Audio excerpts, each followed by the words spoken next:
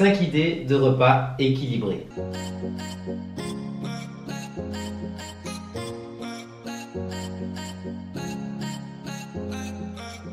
Bonjour à tous, je m'appelle Louis Engels, diététicien nutritionniste et aujourd'hui on va voir ensemble 5 idées de repas complets et équilibrés. On a déjà parlé justement de l'importance de ces repas dans la prise en charge diététique. Évidemment, c'est la base de ce qu'on met en place. Ce fractionnement, rappelez-vous, 3 repas, 1 à 2 collations, de manière à avoir toujours cette énergie directement disponible et surtout durable sur votre journée. Le but évidemment de fractionner son alimentation, c'est d'avoir le moins d'impact sur la glycémie, mais aussi d'avoir tout ce qu'on a besoin au niveau macronutriments et micronutriments pour ne pas créer de carence en vitamines, en minéraux. Rappelez-vous que cette structure alimentaire fait vraiment partie de la prise en charge diététique de l'alimentation équilibrée et qu'il faut surtout jouer justement sur cette structure dans l'assiette. Chaque repas doit être composé de 3 groupes d'aliments, les légumes considérés à volonté, que ce soit potage, crudités, légumes cuits, etc.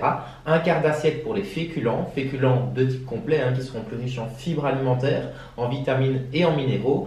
Et un quart d'assiette réservé à tout ce qui est viande, volaille, poisson, œufs, alternatives végétales, etc.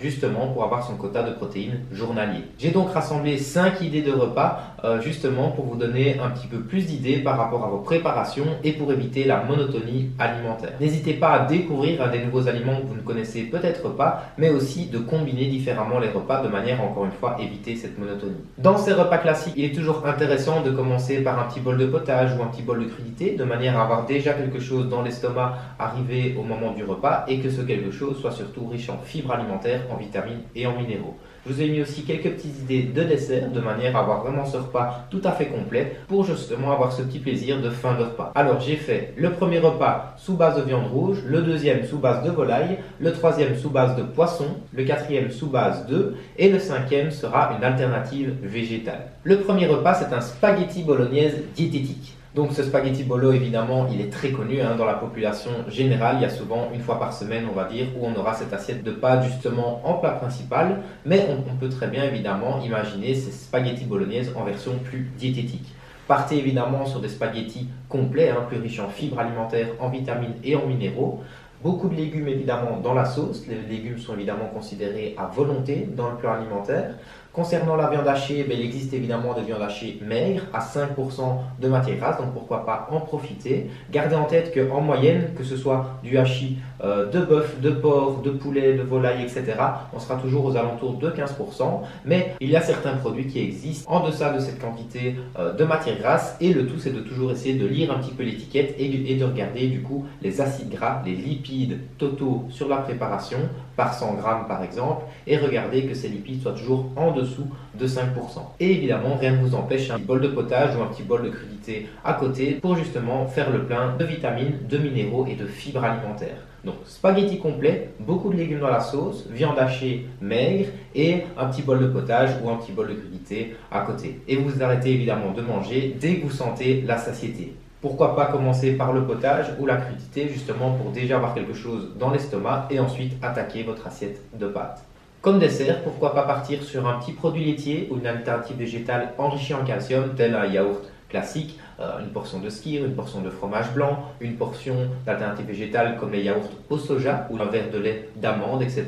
de manière à avoir cette petite touche sucrée à la fin du repas. La deuxième idée de repas est celle à base de volaille. J'ai pensé à un tacos. Les tacos évidemment sont encore une fois très bien connus. Ça change un petit peu de la routine, c'est quelque chose à faire qui peut être très rapide et il ne faut pas hésiter à intégrer ce genre de repas plus facile, plus simple à préparer, de manière encore une fois vous dépanner niveau pratique si une fois vous n'avez pas le temps de cuisiner. Donc un tacos, partir sur une base évidemment de wap, de blé complet, donc il en existe un petit peu dans le commerce, qui sont un petit peu plus foncés, un petit peu ces crêpes qui sont toujours un petit peu plus riches en fibres alimentaires, de petits émincés de poulet, considérés évidemment comme viande maigre, vérifiez bien que ce poulet ne soit pas mariné ou avec un ajout de matière grasse, etc.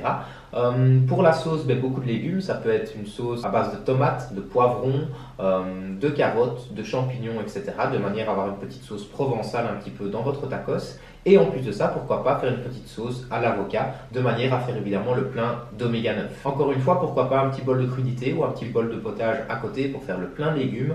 Et en dessert, pourquoi pas partir sur une petite mignonnette de chocolat noir. La troisième idée de repas, celle évidemment à base de poisson. J'ai pensé à un hamburger diététique, donc à base de saumon, de manière justement, encore une fois, casser la routine, avoir ce petit burger qui est toujours un petit peu dans les interdits, on va dire, parce qu'on pense directement au burger fast-food. Mais quand on le fait maison, on a beaucoup plus de contrôle et évidemment, ça peut faire partie intégrante de la prise en charge diététique. Donc prenez des petits pains gris, des petits pains buns, mais qui sont un petit peu plus gris, un petit peu plus fibreux justement, encore une fois, et plus riches en vitamines et en minéraux.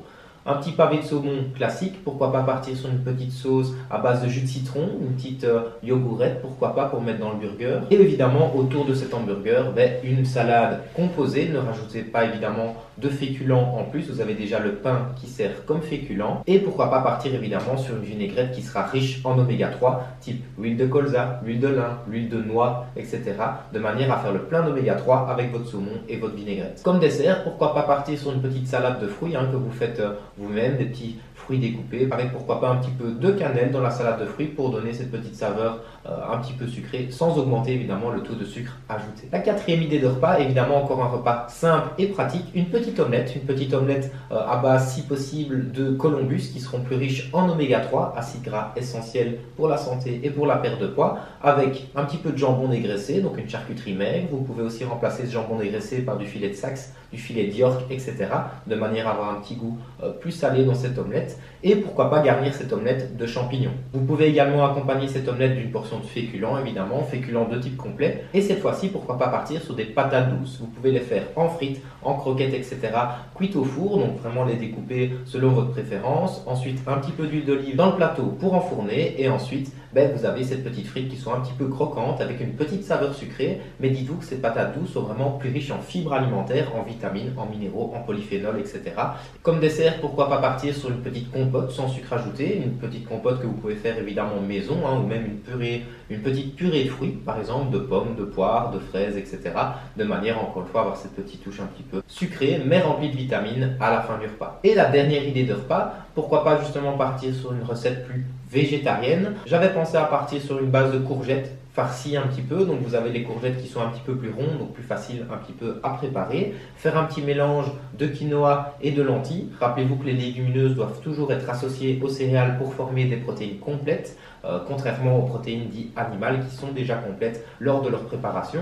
Donc, petite courgette avec dedans un petit mélange de lentilles et de quinoa. Pourquoi pas garnir ça de quelques légumes, encore un petit peu de sauce tomate. Pourquoi pas rajouter un petit peu de mozzarella, si vous n'êtes pas contre évidemment sa consommation. Et comme dessert, pourquoi pas partir sur une petite portion de biscuits secs, type petit beurre, knick-knack, better food, etc.